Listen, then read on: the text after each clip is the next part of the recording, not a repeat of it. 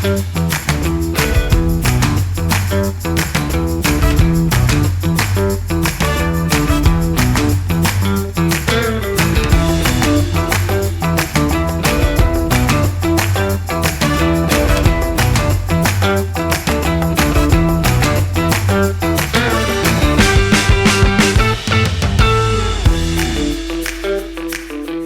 Becker is world-renowned bartender and founder of the Gibson, one of the London's most influential cocktail bars. After building his reputation in London's bar scene, he now based in Berlin, where he continues to develop new projects and ideas. His work is known for precision, innovation, and strong connection between concept and execution. Welcome in Visit Chef TV, Marian. Thank you. You spent years building your reputation in London at the Gibson. What made you decide it was time for a change to move to Berlin? Was not me deciding. We had a lease first of all. So our lease for the venue finished after 10 years. So there was a time when you need to either renew the lease or move on, And I was looking for a new place in London, but in the same time I actually get in connection with my old client from Berlin. They had some venues there, and as we start talking, we just got it was a good right timing. They just said we're looking for new venues and maybe new business partner to help us with our venues. I was looking for new space. Also, we got a child, so we're thinking, okay, maybe the London after 20 to 23 years, maybe it's good time to move. So it was few elements, Yeah. So, and how does your day-to-day work look now compared to London years? Not much different. Even the city, people always asking me to compare. How is the Berlin compared to London? Two different cities, you cannot really compare, Okay. But Berlin itself is actually very metropolitan. It really resembles and reminds me London. When you go there, all our staff, our clients, it's a business, residential, super metropolitan, literally. Before Gibson, I was working in one of my partners' venues, Bellboy, 65 employees, one German, 64, all nationalities from all over the world. So it really reminds me London, but without the hustle, So for family, actually, the city is much bigger, much wider compared to the population. So you got the greenery and this. So when it comes to family time, I can actually value it a bit more. When it comes to business, it's still very similar. The cocktails, drinking, people going out, business people. It's very similar to London. Okay, so what are the biggest differences between London and Berlin bar scene right now? Definitely one big difference is obviously the advantage of London is it's such a mega city. And the cocktail culture has been very well established there for many, many years. 1990s was already, all classics been reinvented, spaghetti bars. Berlin does not have that. Doesn't mean they don't have great bars. They do, but in a smaller number and is much, much younger scene, So, which is not a bad thing because also when you try to establish or reestablish your new business, London has many places, but it equally comes with the competition, So we open something amazing.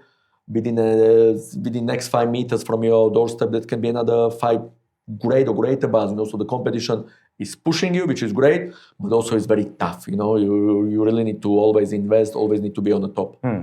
And do you feel Berlin is catching up to London in terms of cocktail culture, or is it developing in completely different direction? Both things, actually. Well, firstly, I haven't been living in Berlin so long, so it's our second year, so it's not that long. But Berlin is a very unique city, so and people, which is not a city, is the people. They value Berlin for what it is. So they want their time, they want their greenery, they want their space, which is not a bad thing. When you're coming from London, you just emails rushing this, and then you come, and it's a big city. It's the capital of Germany, so it's not a joke. But the approach is different. That's no doubt, So people really, really like all the eco-friendly cycling, take the time, spend the summer next to the river or jump in a lake, which in London you would not see, So I don't think it's not the answer that is not catching up, but it's building its identity in every sense. Food as well, style of the cultural thing or art, and cocktails. Likewise, yes. So what does Berlin do better than London when it comes to hospitality and nightlife? One thing that is different, So I would not really say it's better or worse, but what is very different is the licensing, which is very unique. So London, sadly, running the licensing, especially in a center, which is most of the bars right now, because every year the licensing is pushed further and further in the outskirts. So the London has horrible licensing when it comes to nightlife. Really they cutting your hours, cutting the capacity, and so on, so on. So to operate bar, the Gibson used to. I remember I had old license. We were open until 2. Then we closed. New owners came. They were calling me. They were saying, "How was your license? We need to be not closed. We need to be out by 11. That means last order 10:30. 30 minutes cleaning. Everyone need to be out." I said 10:30. But if your guest going for the dinner, if they Google it, you're never gonna get this kind of posting. Berlin for this is much more relaxed. It's really a party city. Licensing is almost no existence. When we opened, they sent us license, and I was looking. But guys, we're missing hours. And they were like, "What do you mean you're missing hours? Where are the hours?" And they were like, "It's a bar, no?" "Yes." "But what time should I open, close?" "No, it's a bar, man. Should you open, close?" "But there are no hours, mate." "And what about the smoking?" "You can smoke, you don't have to smoke." So this is, I think, again, it doesn't need to be better, or worse. If you're smoking like we are not smoking bar, because maybe it's not nice, Yeah. But you still got these things like we close 4 a.m., and you can decide, and you got that freedom, yes, still. And what current global bar trends do you find exciting? And which one do you think are overrated? Look, I don't like to comment on many of these trends. I don't think it's my position, because the trends are something that is created maybe by bartenders or by industries, then people follow. So it's not necessarily bad thing or good thing. I like the trends that chefs create, because I've been always following chefs in the first place. I respect their job, and I think our job is very similar and close to chefs. Yet we still got gap to follow. The chefs, they cannot be messing around just to splash a joke at the counter. They are in the kitchens. The product speaks, and even chefs are now becoming more experiential, and this is something I like. So I think we at some bars it's individual. Some bars we need to go back to hospitality, because they might have great cocktail program, but then everything else is flat, black and white, boring, and you're like, the drink is good, but I don't think I would come back. And then you can have on contrary, you can have a not okay drink, but everything else is amazing, and you spend the whole night. That's the beauty of bars. You can balance a beverage or the drink with many other aspects. So it depends. That's a beauty. That's a Jekyll and Hyde of our industry. You can focus on something, be great on it. The other things can be failing.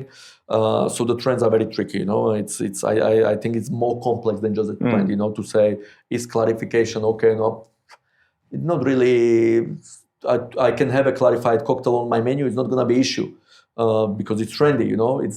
It's issue how it is executed and how is the whole package, if that makes sense. Yeah. Are we seeing a shift back towards simple drinks and clear flavors, or complexity still dominating? Both. You can see both. I see some bars goes very complex and it works. I see some bars going super simple, still works.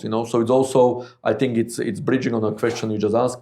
You could really see sometimes like, wow, look at this guy's crazy prep. You look at some bars, Sips in Barcelona, amazing, really executing it like 3 Michelin star. You see it and you're getting this fine and it's amazing. Then you're gonna have very classic bar opening across the road, also can be beautiful, and you as a guest got now this option very similarly to the food. It can be a street food doing a Michelin star level, but it's a street food, and then it's something super complex, So I think if it's executed well, it does not matter what it is, if it's a classic speakeasy bar, if it's super trendy, most technological lab feeling like, it's more about execution and doing well what you're doing.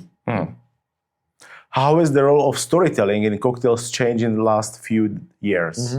For us, it's big. Again, it's for something personal for me. I just had this seminar, which I think is really touching these things. So gastrophysics, neuromixology, I think that's what making memory and experience for the guest. Not just a gimmick to make the distinction in between. I don't think it's just a gimmick to say something that you really just made up for sake of saying a story, but really as a bartender, not just focusing on a drink. Okay, is it nice balance? Yes, fine. My job is done now. It's a beautiful drink.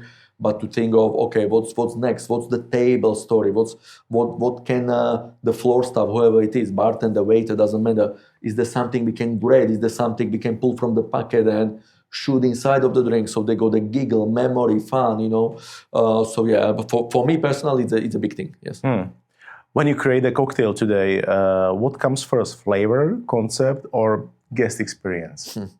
It depends. It depends. Sometimes, I'll be honest with you, I would be able to answer what comes first, but it's not always the case, because sometimes we be searching something on internet or be going through a vintage market, you spot something and say, wow, this is amazing. I need to do, and maybe it was a vessel, but you can't ignore it. You're like, okay, I need to do a cocktail based on it. Sometimes it's a story, sometimes it's a name. You read in a book, this is amazing name, or this name will be a killer. And then you build the cocktail about it. So different channels, yes.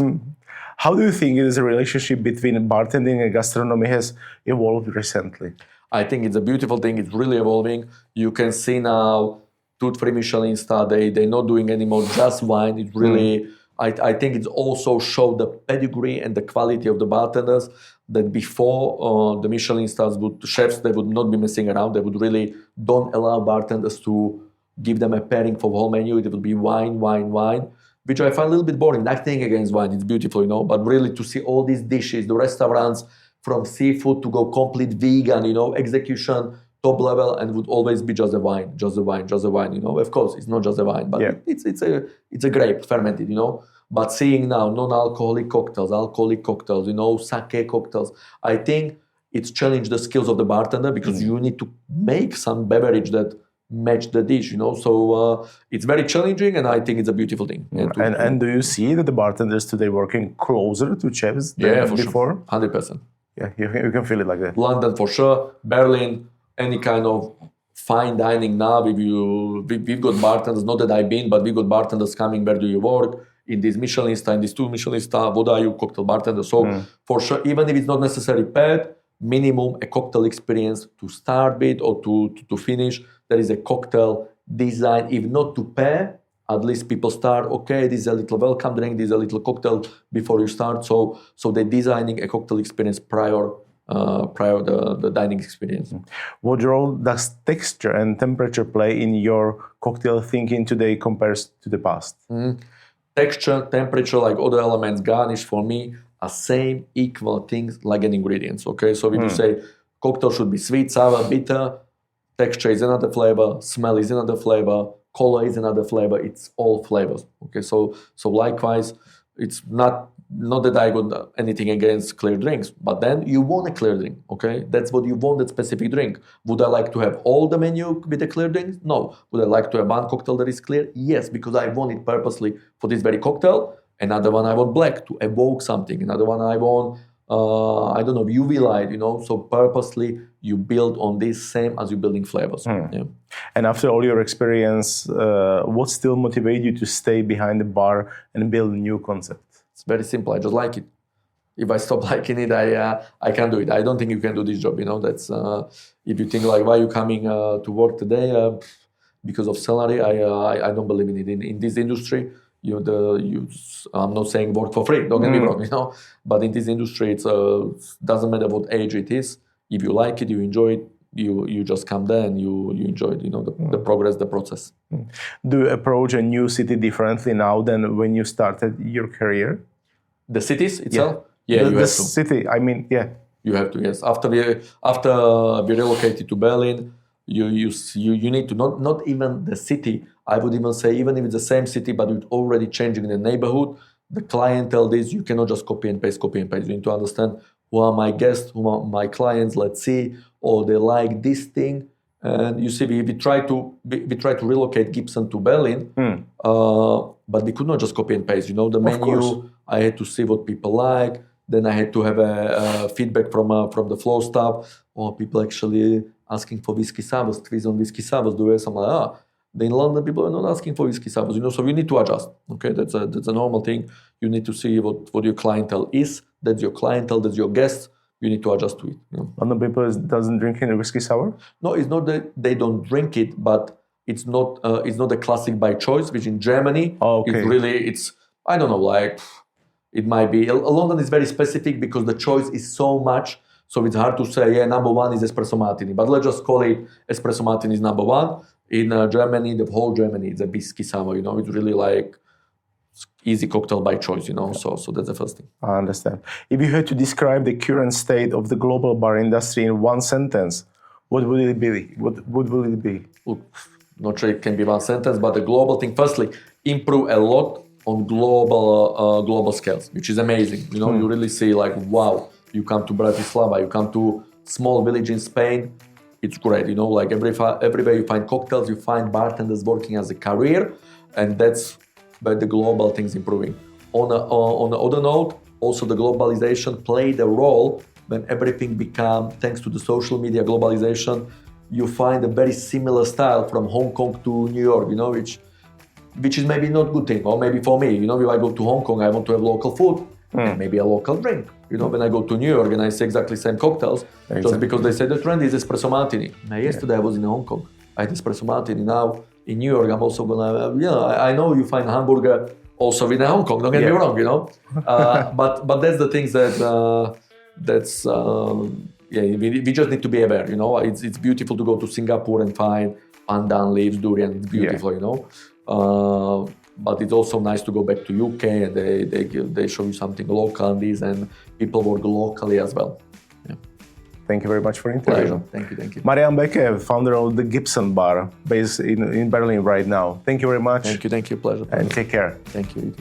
That was another episode of the Visit Chef magazine podcast, featuring a conversation with Marian Beek, a world-renowned bartender and the founder of the Gibson, one of London's most influential cocktail bars. You can find all episodes in our archive at visitchef.com/podcast, as well as on all major podcast apps. Feel free to contact us, we'd love to hear from you. We'll be back with a new episode soon, and we're already looking forward to having you with us again.